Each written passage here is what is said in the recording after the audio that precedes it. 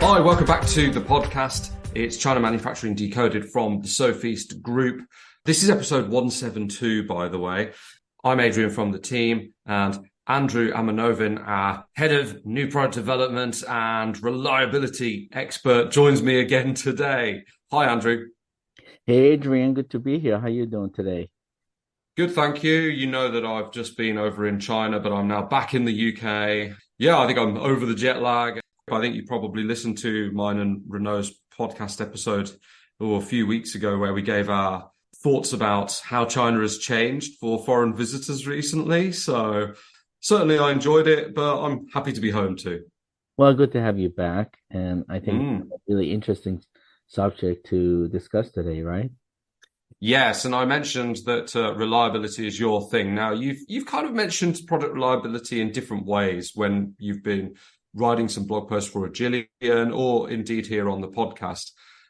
Today, I want to approach what you would kind of go through if somebody approaches us and says, I have no idea what reliability testing I need for my consumer products. Maybe it's an electronic device or an electromechanical device, perhaps something like that. That's something that typically we would probably be working with in many cases for our customers. So they don't know really where to start with reliability testing. And I don't know whether some of the listeners might be in that situation. So I think if we discuss this question, the aim is to help them understand, the situation better about reliability testing, what they need, how they approach it, the sort of information that's going to be required, what we go through. Before we start, Andrew, let's just quickly introduce product reliability. Why should everybody be conscious of this? Yeah, and I think that's really critical because I mean, if someone comes to me and say, I have no idea what reliability testing I need, first question I would ask him, well, do you know what reliability is? Because Mm, it's going to be very difficult for me to explain what kind of reliability testing he needs if he doesn't understand what reliability is for. So I think it's very important for our listeners and customers that they need to understand if they're in this kind of a position where they have no idea what reliability testing is required for their product. They need to understand what reliability means. Well, yeah. reliability means that they have a product that there is an expectation of how long that product is going to be lasting and operating within specification, meaning that it was designed and built exactly high quality to actual design specifications, right? Okay, met everything, but now we want to test. We want to make sure it's going to last as long as it was supposed to be lasting in terms of operation. Mm, Something was supposed to be lasting 2 years of operation, then that's what you're hoping that it will last. And if it does, then you would say, okay, this is a reliable product. yeah. Like for example, most cars are made to last at least 20, 30 years, right? Oh, So yeah. so then, how do you test that? You have to make sure that the right reliability testing strategies put in effect that actually identifies and confirms that this car will be actually lasting that long. If you Mm, don't have this kind of a understanding of what reliability is, it's going to be very difficult for you and I to explain, what kind of testing is required because a lot of these tests are very technical. And when you boil down and get into the nitty gritty, it can get really complicated for some of our listeners who are not necessarily technical. But in general, I think that our listeners, once they have understood what reliability means, I think they have a pretty good understanding of what we're talking about today. good, yeah. And when we talk about product reliability, it's not the same as quality, is it? That's sometimes a misunderstanding. Right. So it really isn't, but they're intertwined and in some ways they're related. So when you say, Mm, most people when they say a high quality product, they really mean high reliability product because they like it, the fact that it's lasting a long time, not breaking down, not giving them headache, right? But in reality, when you're talking about quality, you're talking about the build, how it was designed and how it was built. If it was built exactly how it was designed, then it's a quality product. But Mm. you could have a Mercedes-Benz that was designed wonderful, exactly manufactured to how it was designed, but you drive it down the street and it will fail. That means Mm. it's high quality but low reliability. So Mm. so reliability, on the other hand, means how long the product is going to last. Is it going to last as long as it was stated in the design specification? So and Mm. that's the difference between the quality and reliability. I think the luxury car mark example is a good one, actually, because I think probably a lot of listeners might be aware that, when you look at the German cars or maybe cars like Land Rovers and cars like this, they're expensive cars. These are big ticket items, right? But they're not actually well known for reliability a lot of the time these days. Well, yeah, I mean, they're pretty reliable, let's say, for the first few years, I think. Mm. And the reason, unfortunately, they are known that way is because of the fact that they're precision machines, right? They're very, the tolerance on those is very little. If there is a small change, it will really affect the performance. On the other hand, a car like Toyota, can take a lot, and those are the ones that usually, when we talk about reliable cars, we talk about reliable Toyotas and um, more often Japanese cars. Absolutely. Okay, so let's get back to the task at hand then, right? If let's say a customer approaches you and they say, Andrew, I really have no idea what sort of reliability testing I need for my product. It's kind of a vague question, right? So how would you react to that? What sort of questions might you ask them? Well, I think the first and most important question I want to know is that what industry this product is coming from. For example, is it a medical industry product? It's a medical product. Mm, Is it a industrial product? Like, I mean, I'm being facetious, but it could be like a bulldozer, or something really heavy machinery. sure, sure. Yeah, industrial. And then is it a consumer product? Like a TV, iPhone, mobile phone, or some kind of a power bank. These are consumer electronics, and the Yeah, way yeah. the way you approach onto doing reliability analysis or reliability testing on each industry totally is different one from another. So, for example, if we talk about medical industry, well, there's absolutely no room for failure, right? Somebody's going to Mm, die if you make a mistake, or somebody's going to die if the equipment fails, right? And so in that sense, compare that to consumer electronics. Okay, so you have a mobile phone and you drop it, and the glass breaks.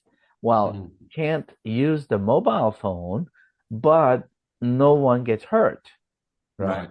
So that's kind of the difference that I think is very important for our listeners to understand. And similarly, when you have industrial product, and that industrial product could be anything. In some cases, uh, they don't have any kind of a room of failure.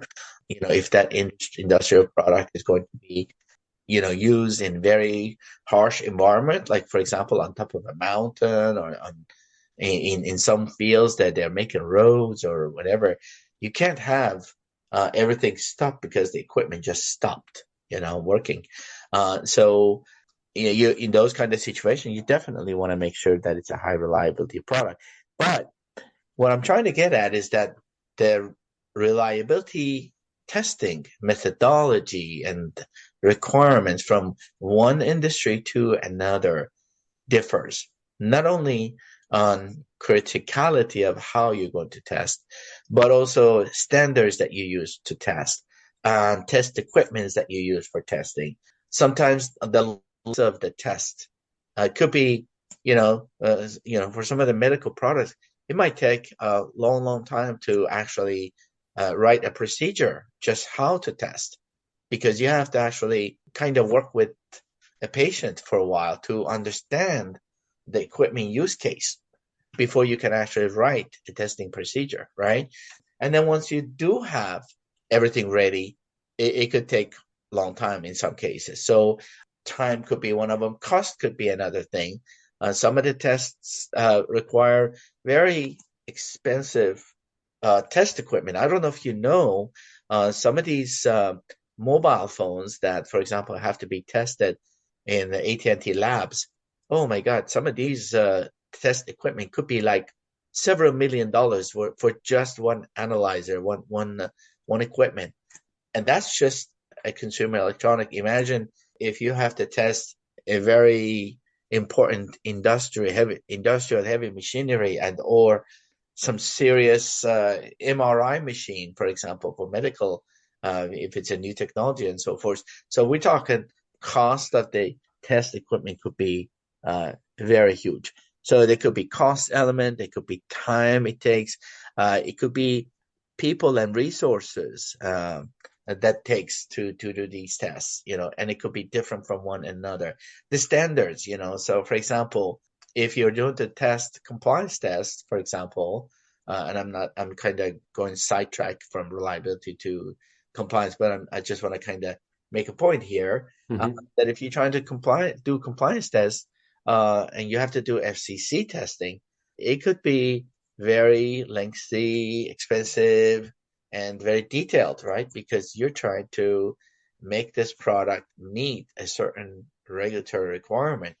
And in that case, in that similar situation, if you're trying to have a consumer product that has to meet a certain either consumer and customer and or what we call when we say customer, it could be the end user. It could also be, for example, Apple. So if we're trying to build some kind of test equipment so we can do reliability testing for Apple, we have to make sure that there's not going to be any kind of a mishap or mistake. And those test equipment need to be precise. They need to meet the requirements of our customers and need to deliver exactly what it was intended to. So generally speaking, I think there's a lot of differences, and I would definitely ask and find out what industry their product is from. So once I understand what industry it is, then the next question would be like, okay, well, what type of product do you have? So for example, if it was medical industry, then I would ask, well, what type of product? And they may say it's a heart monitor, or they may say it's an angioplastic. They may say something else, right? Now, if it's a consumer product, they may say, oh, it's just a power bank, except it's something unique. It's a new idea in power bank, right? So those are the kind of thing. And then that will give us an idea that, okay, we have a power bank that is in consumer electronic industry. So we know how to test that in that environment, what standards apply, and what kind of test equipment applies, and whether or not those are available. And then we start creating cases, test plan, and testing.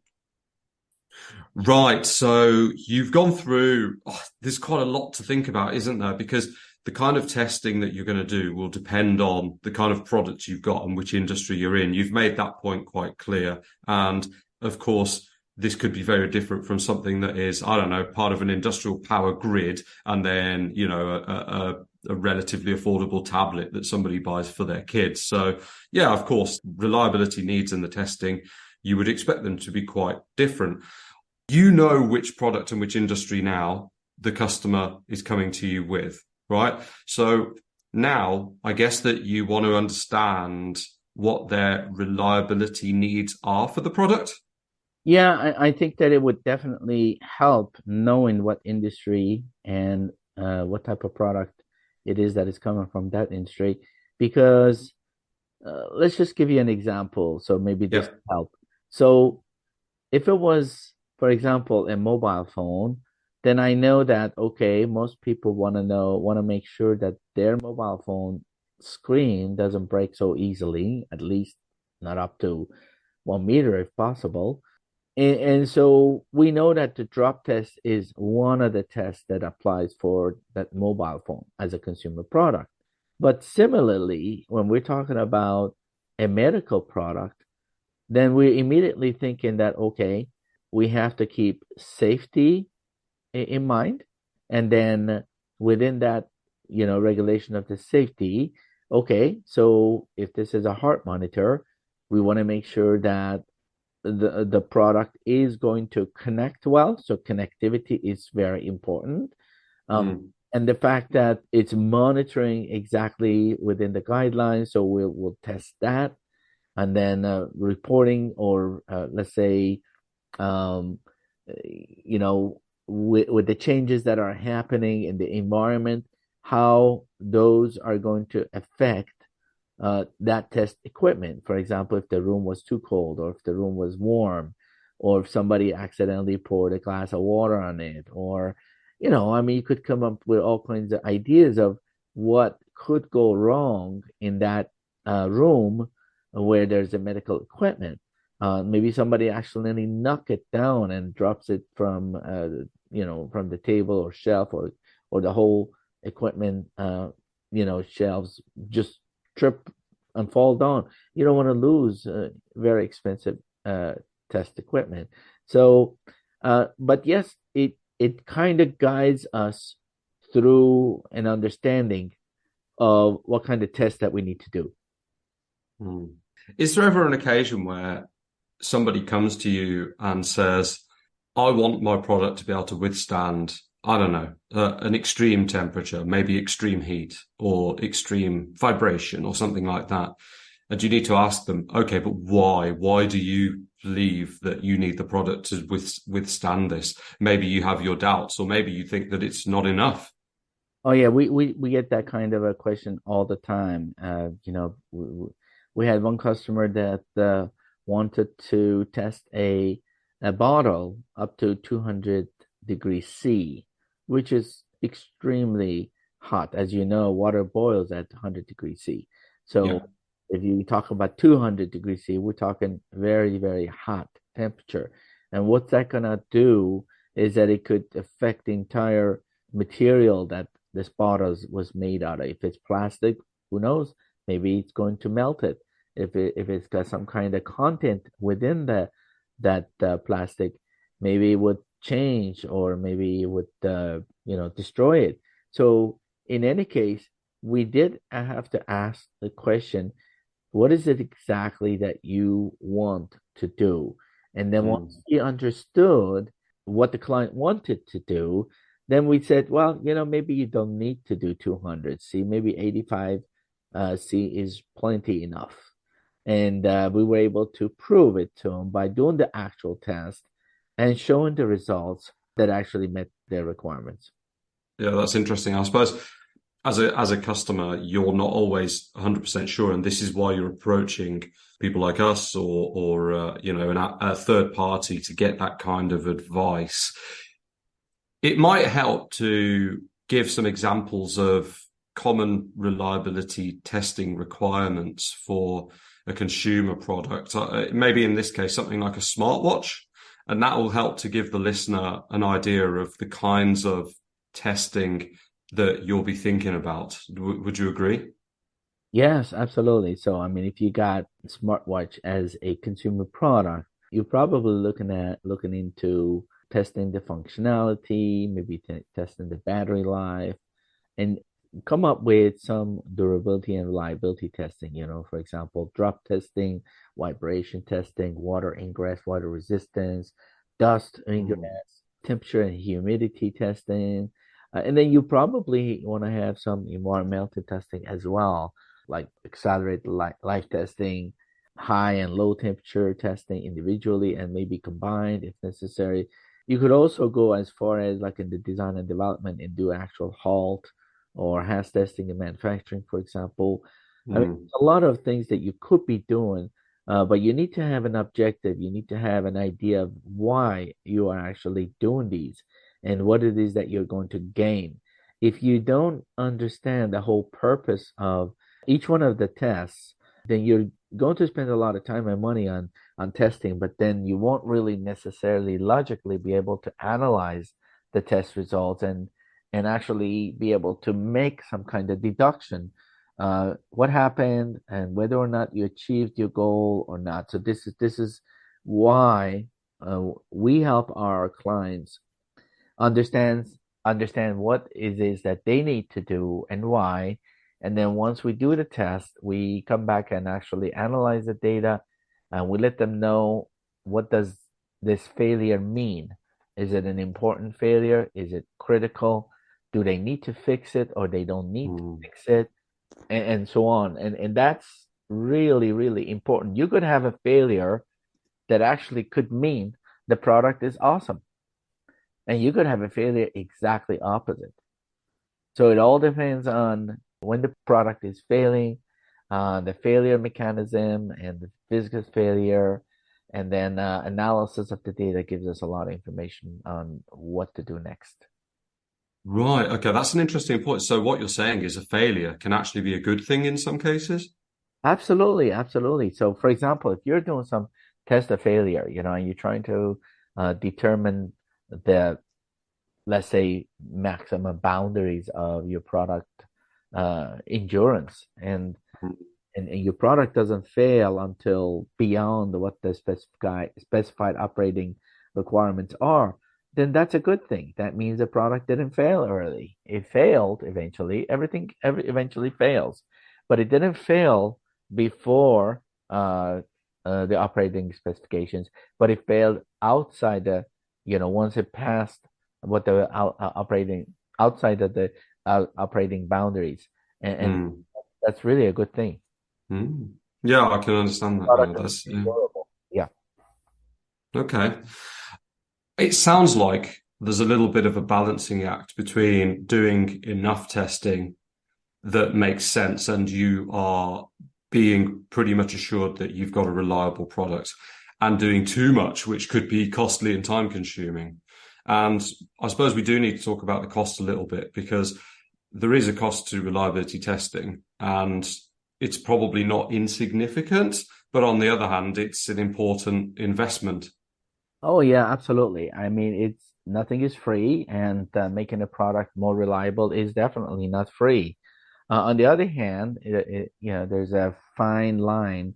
How much do you want to make the product reliable? Because, for example, if you want to make a mobile phone that is absolutely rugged and durable, then it's going to look like a block. I mean, it's Yes. never going to look beautiful.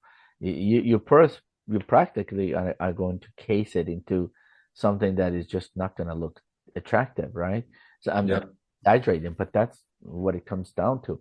On the other hand, once you figure out the fine line, there's still money to be spent make the product reliable. For example, maybe if we're talking about smartwatch, maybe you're talking about sapphire glass, or I don't know, Gorilla Glass, or something that doesn't easily crack when you accidentally just knock your watch on a corner somewhere. And then components inside, they all need to be, for example, shock resistance, water resistant, and vibration resistant and dust resistant. So having all of these type of things requires very specialty components, right? Those specialty components are not going to be cheap. And then the fact of the matter that the fact that you want to make such a good product, you probably need very high-end engineers and designers who have experience in that. So they're not going to be cheap.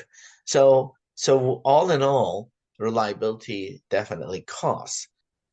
We're talking about, for example, when it comes to cost, you could spend a lot of money on making a product reliable. And in some cases, if you don't understand why something is expensive in terms of reliability, it might seem kind of odd and strange. I think it was a while back when I was watching CNN, I saw there was a discussion in U.S. Congress, and the congressman was saying something about the fact that, hey, why this screw is costing American taxpayer over $40 for one screw.